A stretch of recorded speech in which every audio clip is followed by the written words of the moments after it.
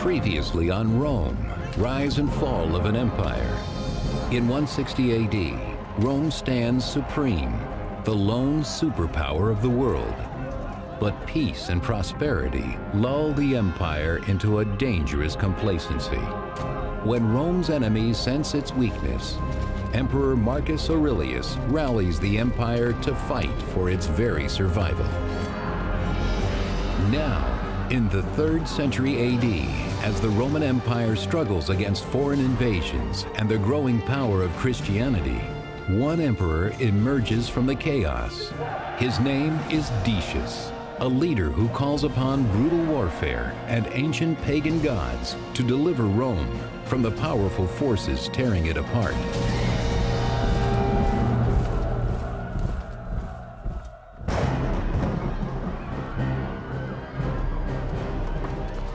By the middle of the 3rd century AD, Rome has fallen into a full-blown crisis. Barbarians prey upon the weakening borderlands, and civil war breaks out across the empire. It was a dangerous time, and it was a really tension-filled time because the Romans didn't know how they were going to organize their government to provide them the safety and prosperity that they'd grown accustomed to over the past 200 years of Roman peace. Desperate for answers, many Roman citizens looked to their ancient pagan gods to deliver them from the perils of war. But others find solace in a radical new religion, Christianity. Christianity in the middle of the 3rd century is the most rapidly expanding religious movement in the Roman Empire. There's still not a lot of Christians. I mean, let's not think in terms of more than a few 100,000. But it's a religion which is getting more visible. New believers wash away their old pagan gods through an act described in a 2nd century catechism. Baptize in living water. But if thou hast not living water, then baptize in other water. And if thou art not able in cold, then in warm. In the name of the Father, and of the Son, and of the Holy Spirit. In this ritual of purification, Romans are born anew as Christians. Believing in only one true God, they reject the empire's traditional pagan religion. Christians are still trying to figure out how they are going to live successfully and faithfully in a world where they are still a small minority and the majority of the citizens of the empire are not Christian and indeed are believers in the traditional Roman religion with its many gods and goddesses. As outsiders, Christians must rely on the goodwill of the Roman emperor for protection.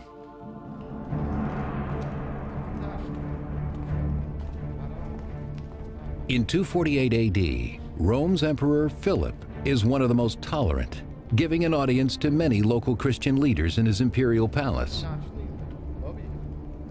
Philip was not a great traditionalist. He seems to have been open to discussion with a wide variety of different people, including Christians. He wasn't a Christian himself. That much is very clear. Though Philip may take a genuine interest in this new religion, his trusted general Decius, a resolute pagan, disapproves. The most important thing to realize about Decius is that he's extremely traditional. He's very dedicated to a sort of almost mythical view of Roman values. And what that means, of course, is that things that can be perceived as un-Roman are looked at as dangerous by Decius. Decius fears Philip's Christian sympathies will anger the pagan gods, worsening the crisis already enveloping the empire end to end. In Syria and Germania, Roman soldiers launch mutinies, and in Mysia, modern-day Bulgaria and Serbia, a vicious new tribe of barbarians, the Goths, have crossed the Danube into the empire itself. This is no time to anger the gods.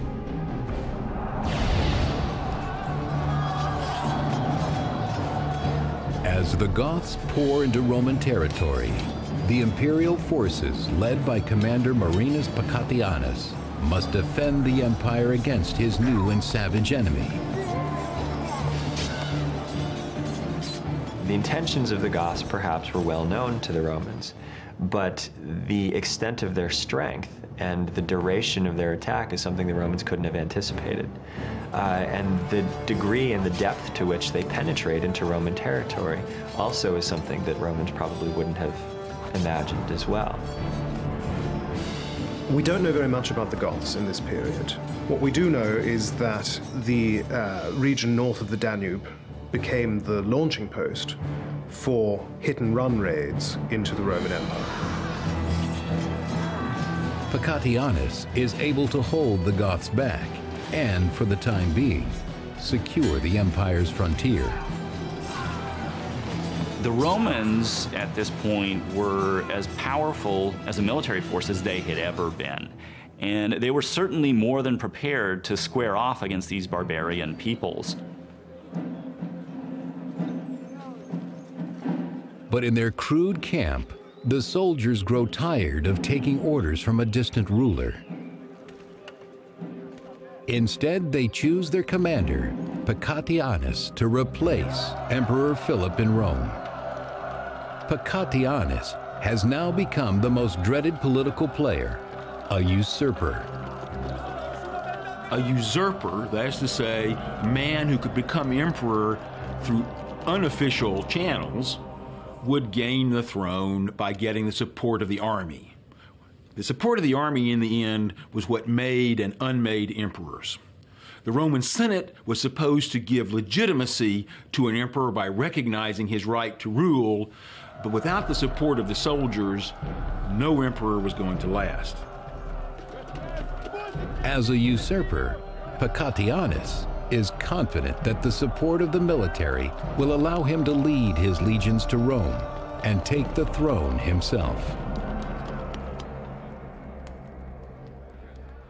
Back in Rome, after learning of the rebellion on the Danube, a desperate Emperor Philip seeks guidance from his general Decius. Philip senses that not only is his military support eroding, but also his position in Rome is likely to erode. And he knows that this is a revolt that he has to deal with personally and he has to deal with quickly. When Philip confronts the Senate and asks them what they would advise him to do about this revolt, most of them are too scared to say anything, but Decius actually speaks up and says, let the thing collapse under its own weight. From the Danube region himself, Decius tries to instill confidence in Philip, but in vain. The emperor has good reason to be concerned. Philip would have been particularly worried about Pacatianus because Pacatianus was commanding soldiers to the north in the region of the Danube River, where you could expect to find the toughest, most battle-hardened soldiers and the best commanders. So Philip knew that Pacatianus was a real military threat to Philip's political position. Trusting his general Decius completely, Emperor Philip sends him from Rome across the Alps to Moesia to quell Pacatianus's revolt.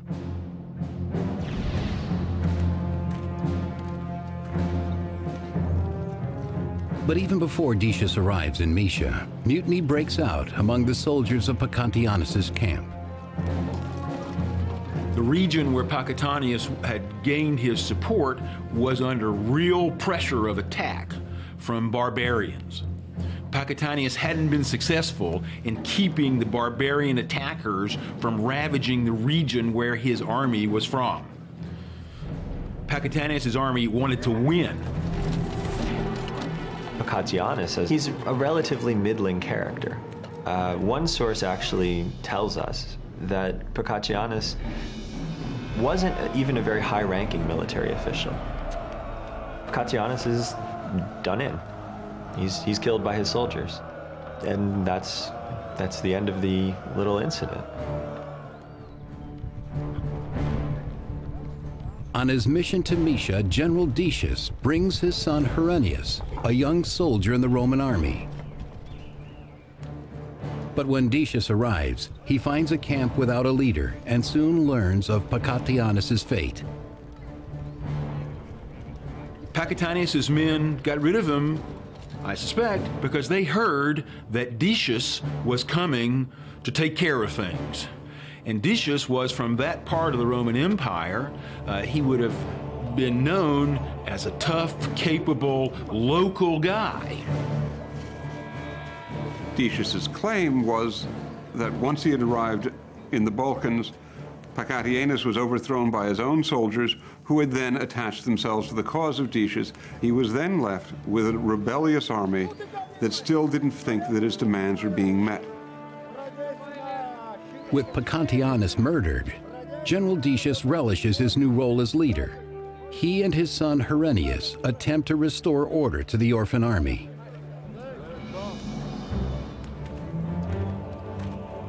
The mutinous soldiers have other plans for Decius. There are very few ways in which an army can actually make its voice heard if it feels that it has grievances. And the basic way that any army can do that is by mutinying, effectively in these cases going on strike. Demanding a ruler more capable than Philip of protecting the Roman frontier, the soldiers proclaim General Decius emperor. This makes a lot of sense. He's from the region, generally speaking. He's from the Balkans. And so he's sympathetic to the plight of armies along the Danube. He also, I think, very much senses that when these troops proclaim him emperor, they're willing to fight for him.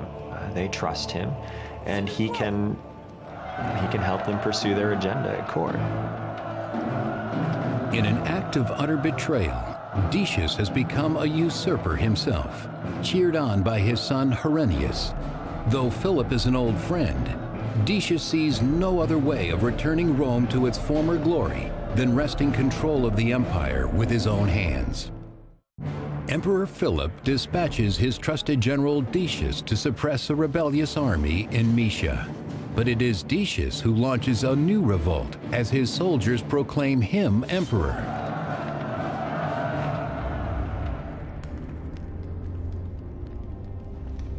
In Rome, Emperor Philip is enjoying his comfortable imperial life and expects nothing from Decius but news of the rebellion's end. When Philip learns that Decius has been made the new emperor, or has been proclaimed emperor by the Danubian legions, Philip has every reason to be very much afraid. And so Philip has to understand that while Decius marches on Italy, Philip has to go out and meet him. He can't stay in the city of Rome and hope to retain his position. Stunned by the deepest betrayal, Philip must now prepare himself to face his former friend and ally. He orders his legions to ready themselves for battle. Philip and his troops ride north from Rome to Verona to confront Decius's army coming from Moesia through the Alps.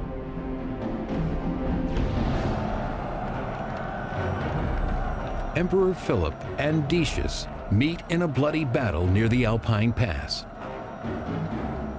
Once the armies on the Danube have declared him emperor, Decius is in a very powerful position and marches into northern Italy. Philip comes out to meet him. He has a very small army at his disposal. He has the sort of basic strategic reserve of the empire, a couple of legions in Italy, but he's heavily outnumbered.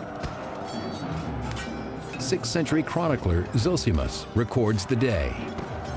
The supporters of Decius, though they knew that the enemy had the imperial forces, still retained their confidence in Decius, trusting his great skill and prudence.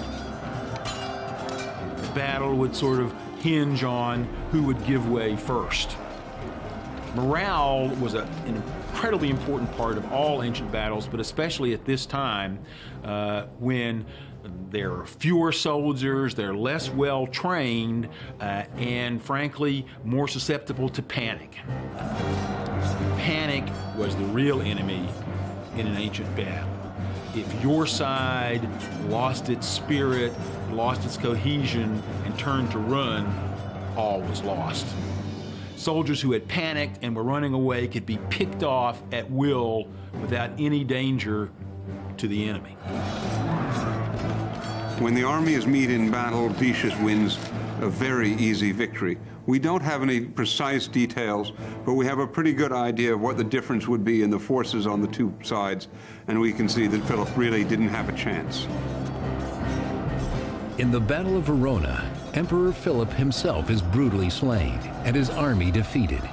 Victorious, Philip's former general and confidant Decius is now eager to begin his reign as Emperor of Rome. Back in the capital, Decius and his son Herennius are received by the members of the Senate, who hail Decius as emperor. He believes that in order to restore Rome's security, the empire must first uphold its traditional pagan values. One of the things that Decius is very concerned with is the health and the correctness of Roman worship, of imperial worship. I think it's clearly the case that the crisis that the empire is facing, the very large number of civil wars and the very large number of foreign wars, makes a correct relationship with the gods important. Ready to overcome the crises they experienced in Philip's reign, the Senate welcomes the stringent pagan rule of Decius, complete with ritual sacrifice. The traditional religion of the Romans, we call it paganism, involved worshiping and honoring and respecting many gods and goddesses.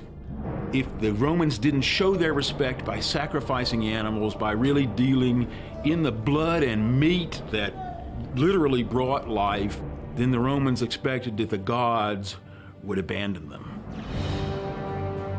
For the empire, at risk for barbarian attacks on almost every border, it seems the gods have already abandoned them.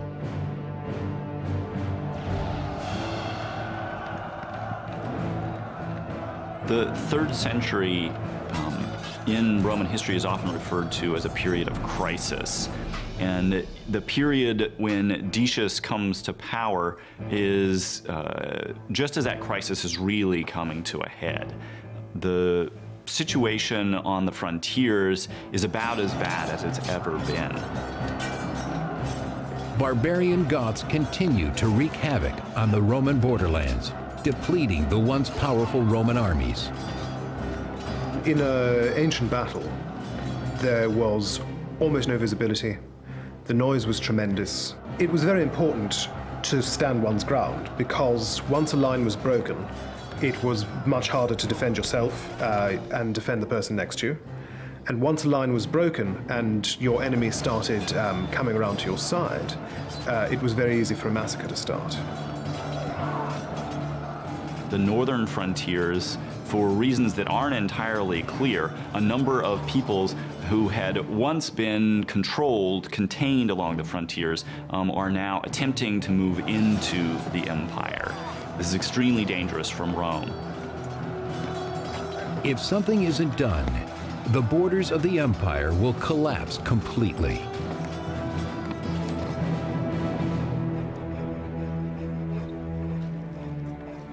To start, new pagan temples are commissioned by Emperor Decius in Rome, hoping to appease the angry gods. Naming his son Herennius co-emperor, Decius sets out to impose their traditional values on the entire empire. They will not tolerate Christianity or any other deviation from pagan devotion. The Romans very much believed in the power of the past. And that meant that when Decius decided to undertake a major religious reform, he simply looked back to the past. How have we always done things? We've always performed sacrifices. I'll ask the people to perform a sacrifice. In temples across the empire, all Roman citizens are required to follow Emperor Decius's decree and make public sacrifices to the gods of Rome.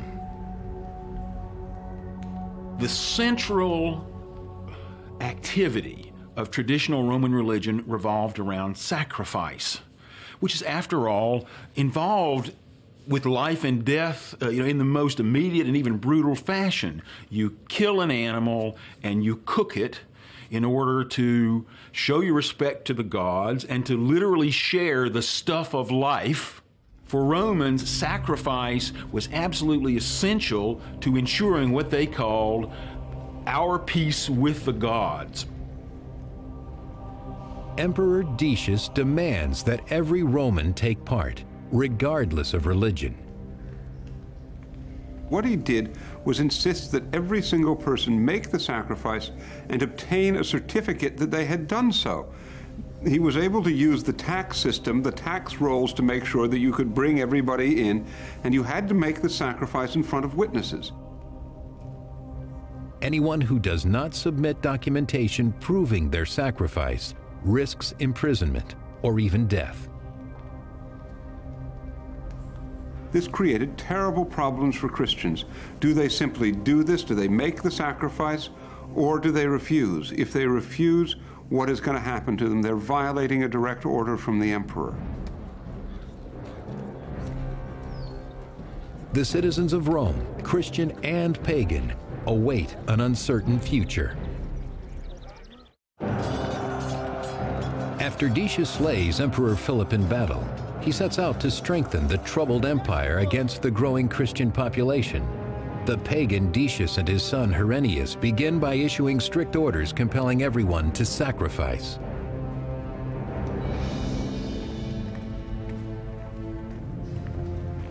Emperor Decius proclaims that all Christians, on pain of torture and death, must make sacrifices to the pagan gods, even though their faith forbids it. Christians couldn't sacrifice to the traditional gods without forsaking their religion and believing that they were doomed to eternal damnation. Forced to obtain a certificate to prove their sacrifice, Christians face an impossible choice between their emperor and their religion. How could they remain loyal subjects and also make sacrifice to what they regarded as demons? Some Christians find ways out of this. We know of Christians who paid bribes to obtain a certificate on sacrifice without actually having made the sacrifice. We know that other Christians did actually make the sacrifice. They can only hope that their God will forgive such transgressions in these difficult times.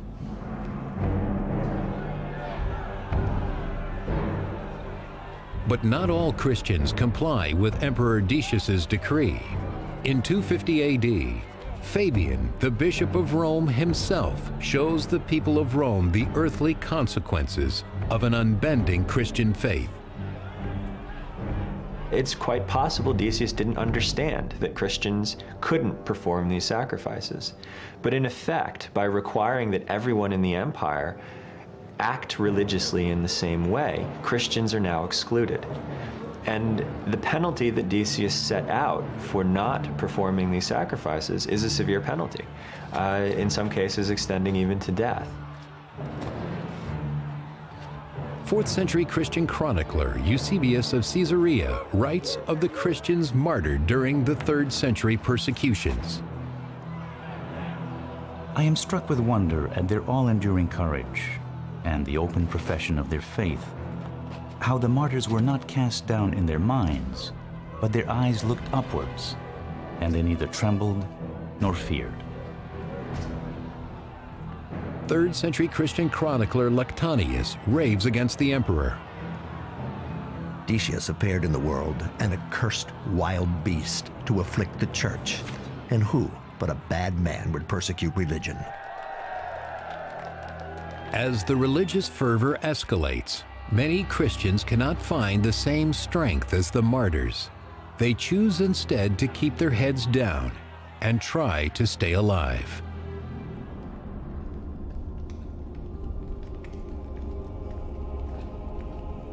But in 250 AD, no one is safe from the scourge of angry gods as a deadly, uncontrollable plague sweeps the empire.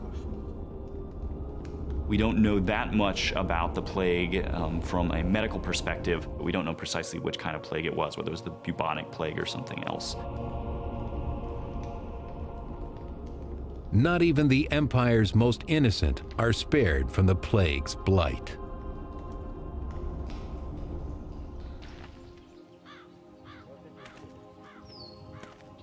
The disease ravages the empire, at its height between 251 and 266 AD, killing thousands a day in the city of Rome alone. There were no really strong antibiotics. There were some plants, even onions have a mild antibiotic effect. But in the face of plagues, especially which could be viral, there was no defense. You could be healthy one day and at death's door the next. Even the emperor is powerless against such a virulent enemy. I think Decius would have been distressed to find that even after he tried to have this universal sacrifice, that things got even worse, especially when the plague hit subsequently. You have bodies decomposing and pieces of bodies. The city's littered with the dead. The living are, of course, affected immensely by this. And the living begin to wonder about their fate and the fate of the empire, and ultimately the cause of such suffering.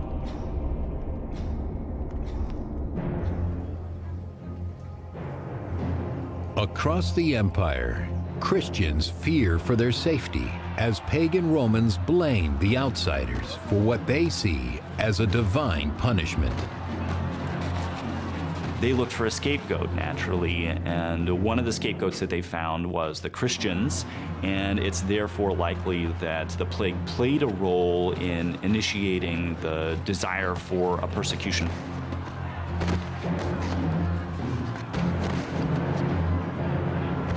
In a desperate form of retribution, the pagans hope the Christian blood will appease their angry gods.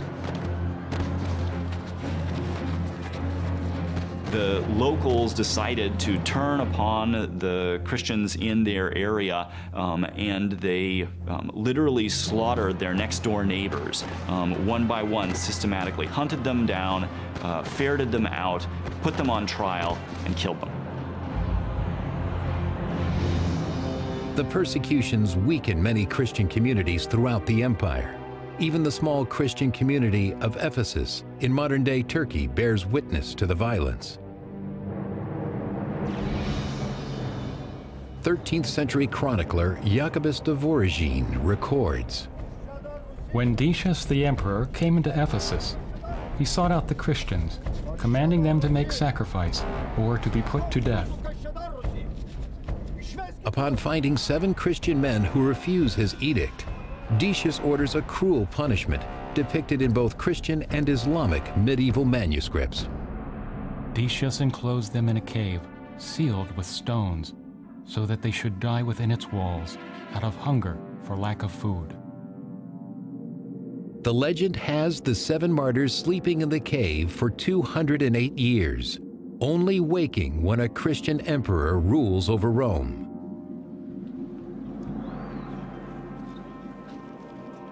Many of the empire's Christians flee to the wilderness, hoping to avoid persecution.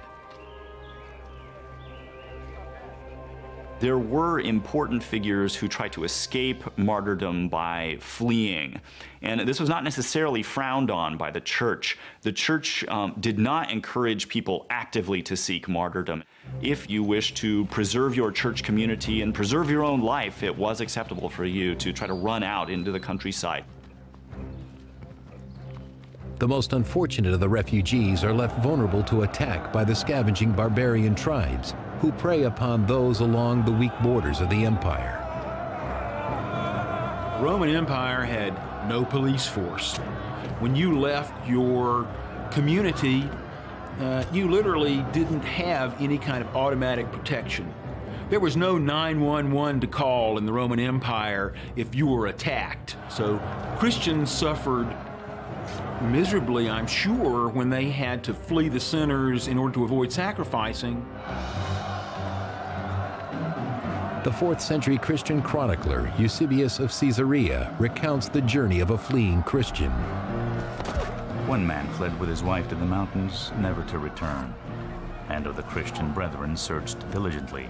They could not find either them or their bodies. And many who fled to the same mountain were carried into slavery by the barbarians. The empire appears even more chaotic now than when the hopeful Decius was crowned. First angry gods, then plague, and now barbarians are about to threaten the future of the civilized world. Emperor Decius struggles as the empire's defenses are weakened by civil unrest and plague, allowing invading barbarians to threaten Rome's borderlands. In 250 AD, the barbarian Goths again crossed the Danube into the imperial province of Moesia. The Goths are now led by the mighty chieftain Cniva, who enjoys the security of a loyal tribe. The way a man like Cniva would secure his position was by rewarding his followers, by giving them a chance to get rich. There was only so much wealth north of the river, north of the Danube. South of the river, where there are Roman cities, there's an almost limitless supply of captives, of treasure, of coined money. 6th century chronicler Jordanes recounts the Gothic king's plan to relieve the empire of its abundant wealth. Cniva divided the army into two parts, and while he stayed in camp with 70,000 men on the Danube, he sent the other warriors to waste Moesia, knowing that it was undefended through the neglect of their emperor.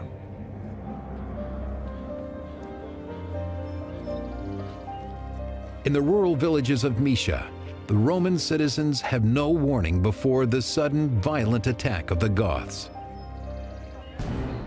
This is a group that's very much devoted to plunder and probably also the seizing of captives. So Romans would have seen in this an incursion of a very large and well-organized group, very much determined to take whatever they could get their hands on and destroy what they couldn't take with them.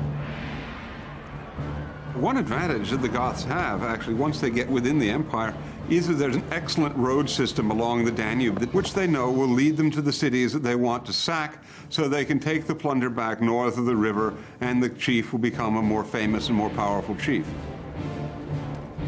With the Goths now raiding within the empire's borders, they must be stopped at all costs before they reach the heart of Rome itself. Emperor Decius quickly prepares for battle and takes no chances in planning his attack on the Goths. His oldest son, Herennius, will join him in Moesia. But his younger son, Hostilian, only a boy, will remain behind. Hostilian is left in Rome with his mother. The rationale for this, I think, is relatively clear. If the situation in Rome requires an imperial presence, Hostilian can represent the Principate there. But it's a way of trying to divide the imperial presence and secure Decius's authority throughout the empire. If Decius and Herennius fail to survive their mission, the entire weight of the Roman Empire will fall on the shoulders of young Hostilian. Emperor Decius and Herennius travel from Rome eastward to face Cniva and the Goths at Nicopolis ad Istrum on the Danube River in Moesia.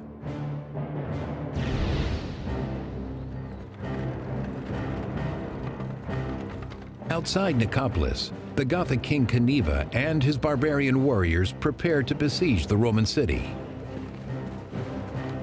Cniva is clearly a very able character on a tactical level, but he doesn't have a strategic plan rather than to sort of smash, grab, and return, which is what the tribes see Rome as being, a place to go steal cool stuff and bring it home. Emperor Decius and Herennius intercept the Goths just in time, before they can reach Nicopolis. Well, in ancient warfare, in a battle between Romans and barbarians, you were face to face with the person you were fighting. You were face to face with the person that you were trying to kill, and the battles often didn't last very long for the simple reason that it was very tiring. It was very tiring, and after the initial impact, people wore out very quickly. 6th century chronicler Jordanes describes Cniva's defeat. When the Emperor Decius drew near, Neva, with his army, still in good shape, at last withdrew to the Haemus Mountains of the Balkans, which were not far distant. But the persistent Goths do not continue their retreat, and instead move south into the Thracian city of Philippopolis.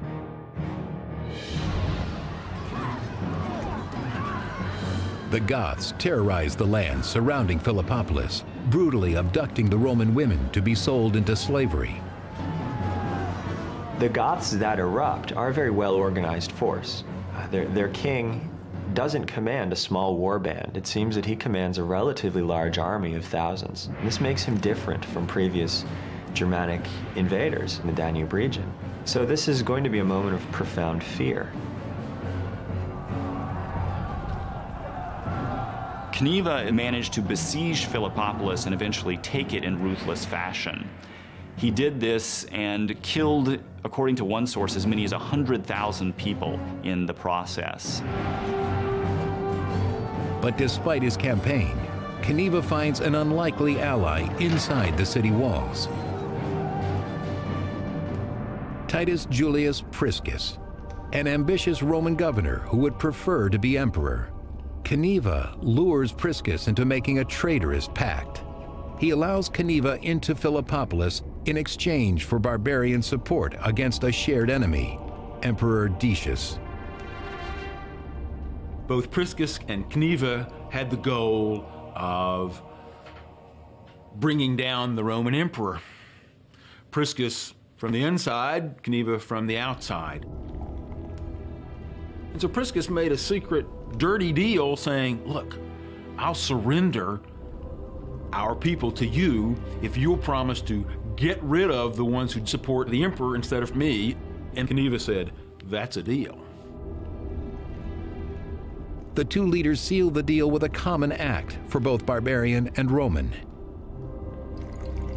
Priscus and Cniva would have had a formal ceremony in which they swore before the gods over a sacrifice, pouring a libation of wine to the gods to show each other that their faith was guaranteed by divine sanction.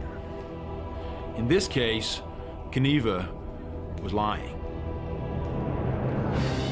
Priscus will learn soon enough it's all a ruse. The Goths take what they need, supplies and captives, and brutally dispose of what's left. Emperor Decius has driven the Goths back, but in 250 AD, their king Cniva tricks a Roman governor into surrendering his city, provoking a face-off with Decius and his imperial army. After the Goths plunder and desert Philippopolis, Emperor Decius pursues the fleeing King Cniva northward to Abritus in Roman Moesia.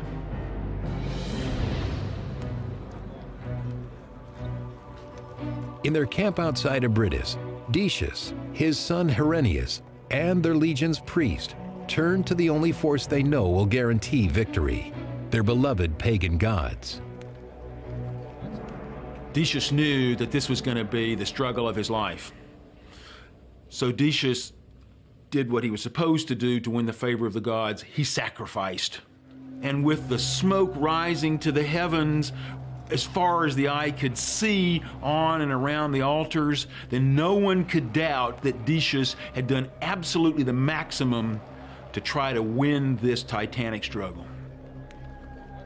6th century chronicler Jordanes remembers the sacred place of worship outside the modern Bulgarian city of Razgrad. To this day, that place is still called the Altar of Decius, because there he had offered amazing sacrifices to idols before the battle.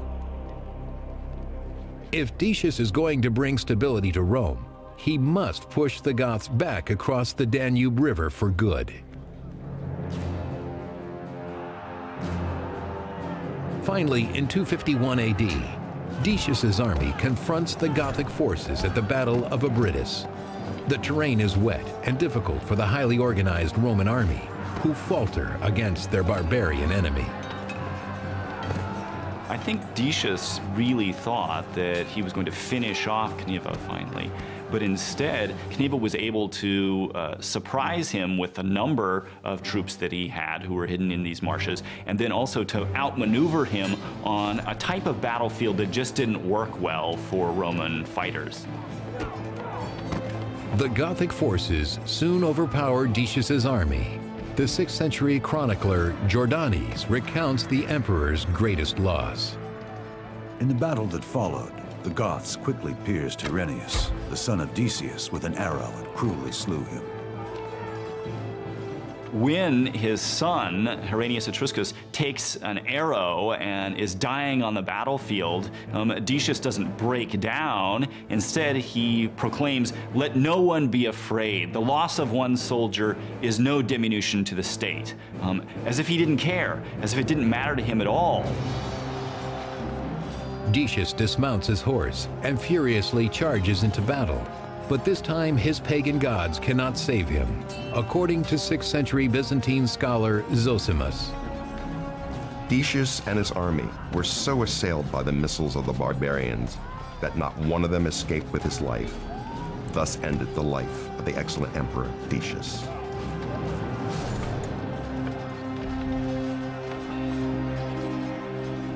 Decius is the first emperor in Roman history to be killed by a barbarian army.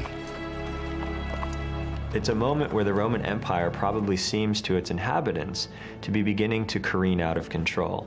And the loss of an emperor, especially one who seems to be as effective as Decius, in this sort of circumstance, has profound implications. It must contribute in a very significant way to a loss of a sense of security that the Romans would feel. Though some say the emperor's body is never found, the 4th century Christian chronicler Lactantius describes Decius's ultimate end. Stripped and naked, he lay to be devoured by wild beasts and birds, a fit end for the enemy of God.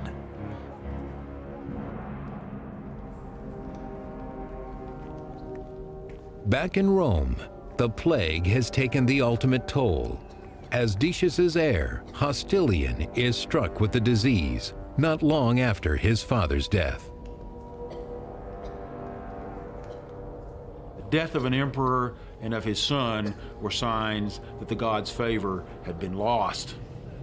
Romans would have been filled with tension, wondering, how are we going to regain the lost divine favor? With Emperor Decius and his son's deaths, the crisis of the 3rd century only worsens. Usurpers revolt in Gaul, barbarians continue to attack the empire's northern borders, and to the east, territory is lost to foreign invaders as well.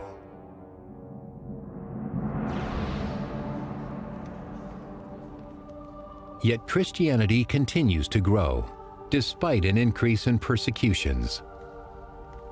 Decius's experiment with persecution was a failure. In the decades that follow, there's only one other sustained attempt at persecution, and then for more than 40 years, the Christian Church is allowed to grow at its own pace. Eventually, over 100 years later, in 380 AD, Christianity becomes the official state religion of the Roman Empire, an apt reward for their faith and courage, according to 4th century chronicler Eusebius of Caesarea. Anyone who examines the events of history will find that all those who have acted on the side of the righteous and the just have tasted the sweet fruit of success. Emperor Decius allowed religion to divide the empire, turning Roman against Roman in a desperate time of violence and plague. Without a unified front, Rome's borders are left open to the greatest and bloodiest of all enemies, the barbarians. Next on Rome, rise and fall of an empire. Weakened by plague and barbarian attacks, the people of Rome live in constant fear. More usurpers rise, further dividing the great empire against itself, until an emperor rises like no other. He is Aurelian, restorer of the world.